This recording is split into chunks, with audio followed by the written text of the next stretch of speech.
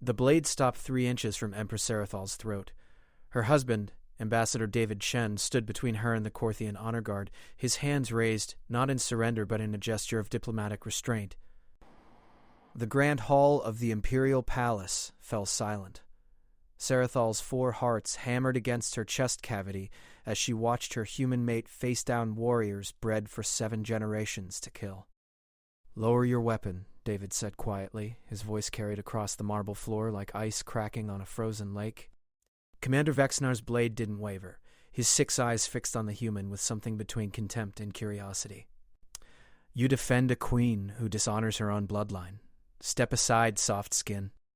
In her 12 years as Empress, no one had dared speak to her this way, but the accusation burned because part of her feared it was true. She had chosen David over a warrior mate, had bound herself to a species without natural weapons, without battle prowess, without the strength her people valued above all else. Her court had whispered for 3 years. Now those whispers had become steel. "My wife dishonors nothing," David replied. His stance shifted almost imperceptibly. Sarathal recognized it now.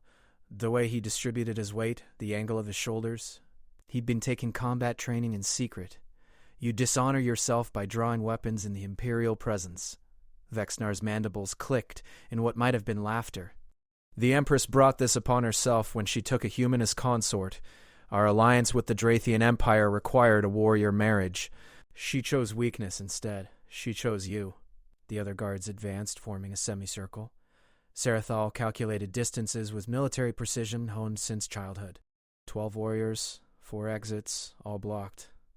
Her personal guard lay stunned outside the throne room doors. This was coordinated, this was treason. But it was also legal. The ancient laws of the Korthian Empire were clear. If an empress's choice endangered the realm, the honor guard could invoke the right of challenge. Blood would determine whether her decision stood or fell. The problem was that David had no official combat rank, no military record, no standing to fight in a formal challenge. "I invoke Kelvathan," David said. Sarathal's breath caught. Kelvathan, the right of concert defense. An archaic law, unused for 3 centuries. It allowed a mate to fight on behalf of the Empress's honor, regardless of rank or species. If he won, her choice was validated forever. If he lost, she would be forced to dissolve their bond and accept the alliance marriage. If he lost, he would die. "You don't know what you're asking," Sarathal whispered, reaching for his arm. "These are royal honor guards. They've trained since hatching." "David, please." He looked at her then, and she saw something in his eyes she'd never seen before. Not the gentle scholar who'd negotiated peace treaties. Not the patient diplomat who'd learned her language in 6 months. This was something older, something carved into human DNA through millennia of survival on a brutal world. "I know exactly what I'm asking," he said. "Trust me." Vexnar's posture shifted to something approaching respect. "The human has courage, at least." "Very well. Kelvathan is invoked. By imperial law, we must grant the challenge." He gestured to his warriors. "Clear the hall. Fetch the combat arbiters. Inform the High Council." As the guards moved to obey, Vexnar studied David with renewed interest. "You should know, Ambassador, that I will not hold back because you are the Empress's mate. I will not show mercy because you are human. When we fight, I will kill you as efficiently as possible." "I understand," David said. "I ask the same from you." The guards escorted them to separate preparation chambers. Sarathal walked beside David, her mind racing through every possibility, every outcome, every nightmare scenario. She'd seen honor duels before. They were brutal, often lethal, always definitive. "Why didn't you tell me you were training?" she asked as they reached his chamber door. David touched her face with his small, fragile fingers. "Because you would have tried to stop me. Because I needed you to see me as I was, not as what I might become." He paused. "And because I wasn't ready. Not until today." "You're still not ready," she said, hating the tremor in her voice. "Vexnar has killed 43 opponents in sanctioned combat. He moves faster than your eyes can track. His exoskeleton can withstand plasma fire." "I know." David smiled, and it was a terrible thing to see. "I've studied every recorded match. I know his patterns, his preferences, his weaknesses. He has no weaknesses." "Everyone has weaknesses, Sarah." David opened the chamber door. "Even humans. Especially humans. That's how we've survived." The door closed between them.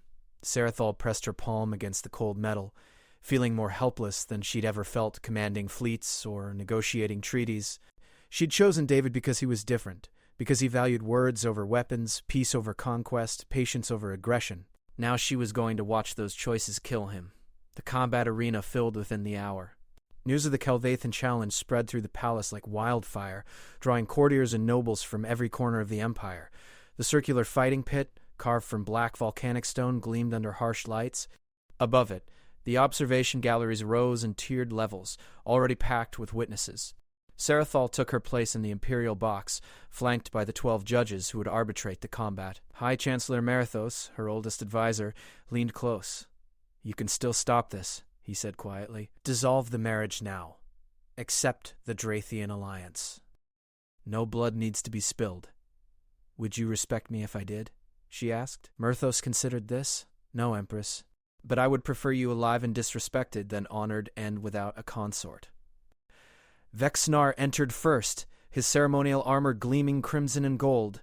He carried a plasma blade in each of his 4 arms, weapons that could cut through starship hulls. The crowd roared approval. He was everything their culture celebrated: powerful, decorated, lethal. David entered from the opposite door. He wore simple combat gear, dark and fitted. No armor, no visible weapons. He walked to the center of the arena with steady, measured steps, his breathing controlled. The crowd's roar faded to confused murmurs. The head arbiter, an ancient warrior missing 3 limbs from a lifetime of combat, stood between them. The challenge is witnessed. The stakes are absolute. Combat continues until surrender, incapacitation, or death. Are the terms understood? David nodded. Then let honor be satisfied. The arbiter stepped back. The lights dimmed to combat setting. Silence fell like a physical weight. Vexnar struck first, a blur of motion that would have decapitated most opponents in the opening second. His plasma blade sang through the air where David's head had been an instant before. The human had moved not faster than Vexnar, but sooner, as if he'd known the attack was coming before it began. The crowd gasped. Sarathal's claws dug into the armrests of her throne. Vexnar attacked again, a complex pattern of strikes designed to corner and overwhelm. David slipped between the blades, like water flowing around stones. He didn't block. He didn't counter. He simply wasn't where the attacks landed, each movement minimal and precise, conserving energy. "He's studying you," Sarathal whispered, though Vexnar couldn't hear. "He's learning your rhythm." 3 more exchanges. Vexnar pressed the attack, his frustration building. David gave ground steadily, circling the arena's edge. To the crowd it looked like retreat. To Sarathal, who'd watched David negotiate with warlords and crime lords for 3 years, it looked like strategy. Vexnar switched tactics. Instead of elegant strikes, he unleashed a barrage of raw aggression, all 4 blades moving independently to create a web of plasma fire impossible to evade. David dropped to the ground and rolled. Vexnar's blade sparked against the stone where he'd been. The human came up inside the commander's guard, too close for the long weapons to be effective, and produced a knife. Not a plasma blade, not an energy weapon. A simple, primitive knife with a 6-inch steel blade. Vexnar's mandible spread in what might have been surprise or amusement. "You bring a child's toy to an honor duel?" "I bring human technology," David replied. "We're very good at making things that kill." He struck, not at the armored torso or the reinforced limbs. At the joints, at the gaps where exoskeleton met flesh, at the vulnerable points Sarathal had never considered because Korthian warriors relied on armor too much and mobility too little.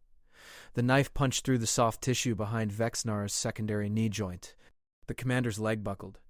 He spun, faster than David could retreat, and backhanded the human across the arena.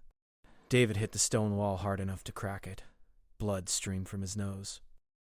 He rose slowly, favoring his left side, probably broken ribs. But Vexnar was limping now.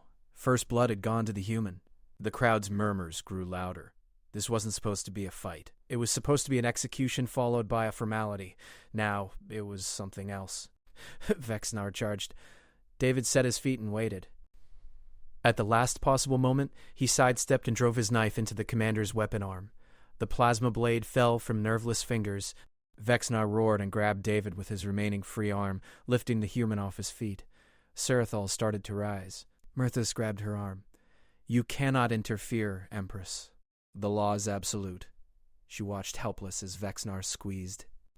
She heard David's ribs crack from 50 feet away, saw his face contort in pain. Watched as he refused to scream, refused to surrender, refused to give Vexnar the satisfaction. Instead, David grabbed Vexnar's face with both hands and drove his thumbs into the commander's primary eyes. Vexnar dropped him. David landed in a heap, gasping, possibly dying. But he still had the knife. He crawled forward as Vexnar staggered backward, temporarily blinded, and cut the tendons in the commander's remaining functional leg. Vexnar crashed to the arena floor, unable to stand. He had weapons still, had strength enough to kill the human if he could reach him. But David was already moving, circling behind, and placed his blade against the major artery in Vexnar's throat. "Yield," David whispered, loud enough for the judges to hear, quiet enough to preserve dignity. Vexnar trembled with rage and pain. Sarathol knew what it cost him. The commander had never yielded in 43 victories, had never shown weakness, had defined his entire existence by martial supremacy. But he was beaten, and he knew it. "I yield," Vexnar said. "The Empress's choice stands." Medical teams rushed the arena floor.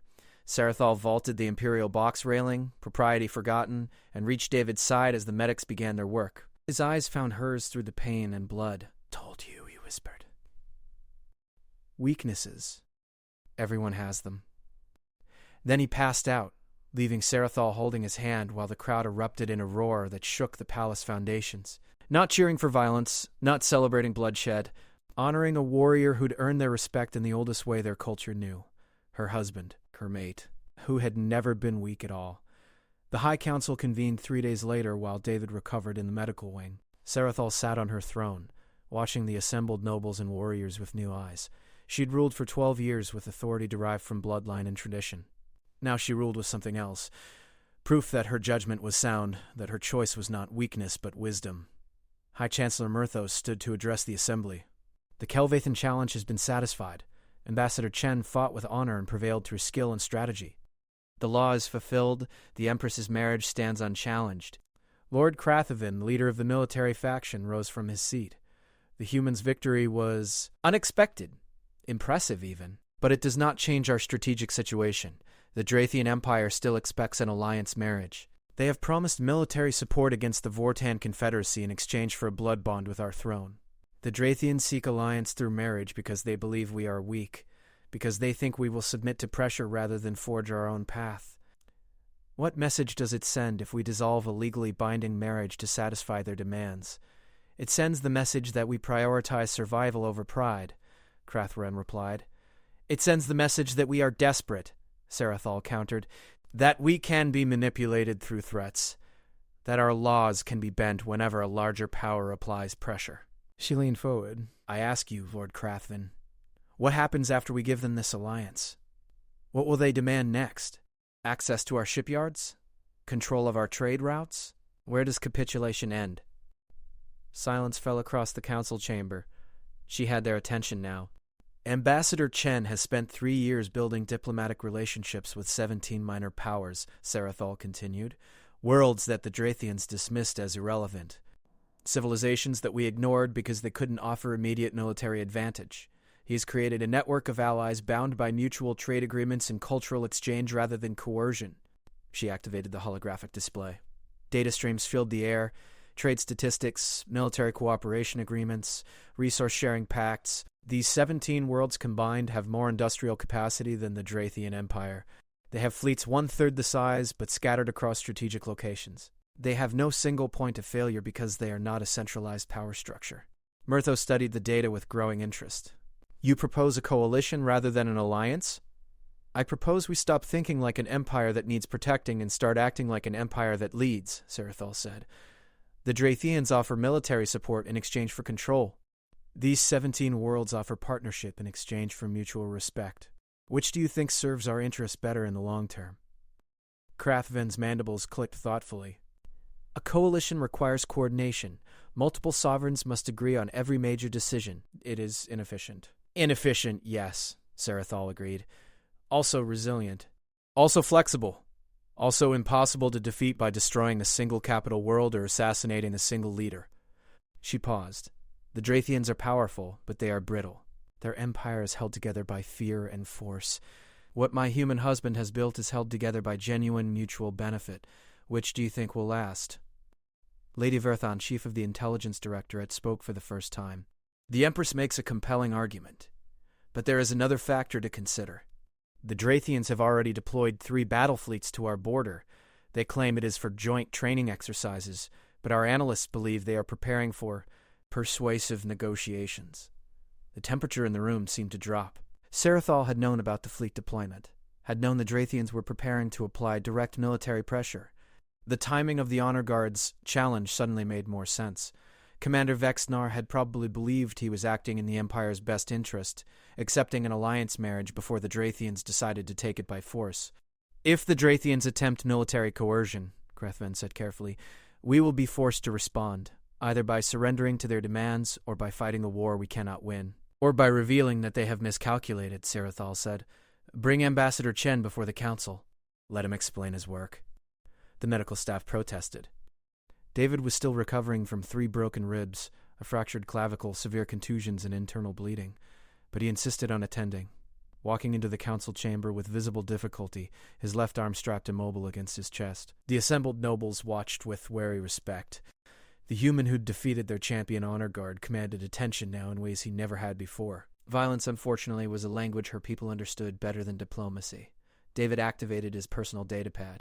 The holographic display shifted to show a star map marked with colored nodes and connecting lines. 3 years ago, David began, his voice steady despite obvious pain. Empress Sarathol asked me to explore alternative security arrangements. The Korthian Empire is powerful but geographically isolated. Your nearest neighbors are either vassals, enemies, or unreliable fair-weather allies. This makes you vulnerable to coordinated pressure from larger powers like the Drathian Empire. Worlds that the major empires ignored because they couldn't contribute to immediate military campaigns. The Talani Confederacy mines rare isotopes essential for advanced fusion reactors. The Maruvian Republic controls 3 major trade nexus points. The Thessian Collective produces the most advanced medical technology in the known galaxy. Individually, these powers are minor. Collectively, they represent a formidable economic and strategic force. Krathven leaned forward. Economic power does not win wars, Ambassador. No, David agreed, but economic power funds wars, sustains wars, determines who can afford to fight the longest. He changed the display to show resource flow charts. The Drathian Empire maintains its military through heavy taxation and forced resource extraction from conquered territories. This makes their economy brittle. They can afford short, decisive campaigns. They cannot afford prolonged conflicts against multiple fronts. Lady Verthon's eyes widened. You propose to make military action economically unsustainable? I propose to make cooperation more profitable than conquest, David said. Every world in this coalition has signed mutual defense and trade agreements. If the Drathians attack the Korthian Empire, they simultaneously embargo trade with 16 other powers. They lose access to Talani isotopes. Maruvian trade routes close. Thessian medical technology becomes unavailable. He pulled up financial projections. My analysts calculate that the Drathian economy would enter recession within 6 months of a full embargo. Their military readiness would degrade by 40% within a year as they exhaust stockpiled resources. They would face internal political pressure to end the conflict long before they could achieve military victory against our combined forces. The council chamber erupted in conversation. Sarathol let them process the information while she watched her husband. He stood quietly, conserving energy, letting the data speak for itself. This was the David she'd fallen in love with. Patient, thorough, seeing 10 steps ahead while others focused on immediate threats. Murthos raised his voice above the din. This assumes the coalition holds together under pressure. The Drathians could target individual members, force them to break ranks through selective military action. They could try, David said, but I've built redundancy into every agreement. If one world is attacked, 3 others have treaty obligations to provide support. If those 3 are threatened, 8 more have secondary obligations. The structure is deliberately decentralized, so there's no single point of failure. He paused, grimacing as his injuries reminded him to stay still. Sarathol resisted the urge to order him back to medical care. He needed to finish this. More importantly, David continued, I've made sure every world in the coalition has personal relationships with Korthian trade negotiators, cultural ambassadors, and military liaisons. The Drathians think in terms of power and domination. They don't understand genuine friendship between sovereign equals. That's their weakness. Krothven stood, his posture radiating consideration. Ambassador Chen, you said earlier that everyone has weaknesses, that humans survive by understanding this. What is our weakness? David met the warrior's gaze steadily. You respect strength above all else. It makes you formidable in direct confrontation. It also makes you vulnerable to anyone who understands that strength takes many forms. The Drethians are physically powerful, economically powerful, militarily powerful, but they are diplomatically weak, strategically inflexible, culturally isolated. These 17 worlds will never match the Drethian Empire in raw military might, but they don't need to. They just need to make conquest more expensive than cooperation. And they can do that indefinitely because their economies are based on mutual trade rather than extraction. Their militaries are defensive rather than expansionist, and their political systems reward long-term stability over short-term gains. Silence fell. Sarathal could see the council members processing implications, running scenarios, adjusting their understanding of strategic reality. Finally, Krathven spoke. I have fought 17 major battles in my career. Won 14 of them. In every case, I won because I understood my enemy's weaknesses better than they understood mine. He looked at David with something approaching genuine respect. I opposed your marriage to the Empress because I believed humans were weak. I was wrong. You are weak in body compared to Korthians. But you are strong in ways we have forgotten to value. I vote to reject the Drethian alliance marriage and formalize our coalition agreements with Ambassador Chen's network. Let the Drethians deploy their fleets. Let them posture and threaten. When they calculate the true cost of war, they will withdraw. Other council members added their support. Not all of them. Sarathal could see several nobles who still doubted, still feared, still clung to traditional thinking about power and survival. But she had a majority now, enough to move forward. The decision is made, Sarathal declared. Send formal communication to the Drethian Empire. Inform them that the Korthian throne is bound by existing marriage law and cannot accept their alliance proposal. Invite them instead to join the coalition as equals rather than demanding submission as superiors. Mirthas allowed himself a small smile. They will be displeased, Empress. I expect so, Sarathal said. Prepare the fleet for possible military action, but also prepare our economic warfare division. If the Drethians want a confrontation, we'll give them one they're not prepared to fight. The council dispersed. David swayed slightly as the adrenaline that had sustained him through the presentation wore off. Sarathal moved to his side, supporting him with casual contact that would have been scandalous before his victory in the arena. Now no one dared comment on the Empress touching her consort with genuine affection. You should be in medical care, she said quietly. Probably, he agreed, but I needed them to see I was serious.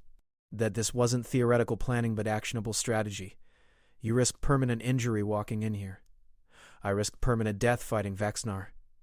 David smiled despite obvious pain. This seemed manageable by comparison. Sarathal guided him toward the medical wing, moving slowly to accommodate his injuries. They walked through corridors that felt different now, as if the palace itself had shifted to acknowledge a new reality. Guards saluted as they passed with genuine respect rather than grudging protocol. Why didn't you tell me? She asked. About the coalition. About your preparations for the challenge. About any of it. David was quiet for several steps. Because you needed to make your own choice about our marriage without strategic calculations interfering.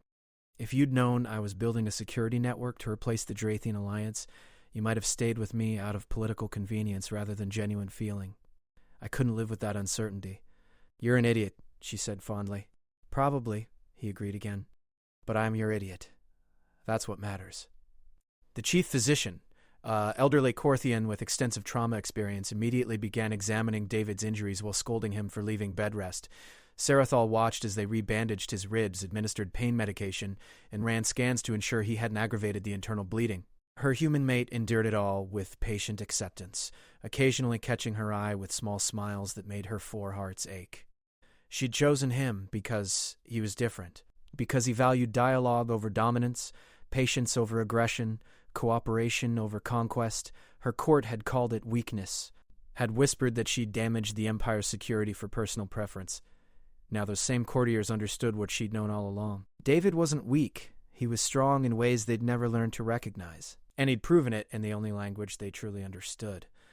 By standing his ground, by refusing to submit, by fighting for what mattered even when victory seemed impossible. The medical scans came back clear. No new damage. The physician prescribed 2 weeks of minimal activity and regular monitoring. David accepted the restrictions with better grace than Sarathol expected. As the medical staff departed, leaving them alone in the private recovery room, Sarathol finally allowed herself to acknowledge the fear she'd carried since the arena. "I thought I was going to watch you die," she whispered. "I thought Vexnar was going to kill you and there was nothing I could do to stop it." David reached for her hand with his uninjured arm. I know. "I'm sorry I put you through that, but I meant what I said about trust. I needed you to see that I could protect what matters, that I could be the partner you deserved. You were always the partner I deserved," she said. "I didn't choose you because I needed protection. I chose you because you made me better than I was alone." "Good thing," David said, "because I definitely can't fight another honor guard for at least 6 months. Maybe ever. Vexnar hits really hard." Sarathol laughed despite herself. He was impressed, you know. After the arena. "He asked to meet with you when you recover. To finish the job? To learn?" she said. "You showed him that strength without strategy is incomplete. He wants to understand how a physically weaker opponent defeated him so thoroughly. I'd be honored. Vexnar is a remarkable warrior. I studied his techniques for months. Fighting him was like facing a natural disaster. You can't overpower it. You can only survive it by understanding its patterns. Everything is a puzzle to be solved rather than an enemy to be destroyed. We evolved on a world that was actively trying to kill us. Everything was bigger, stronger, faster, better adapted.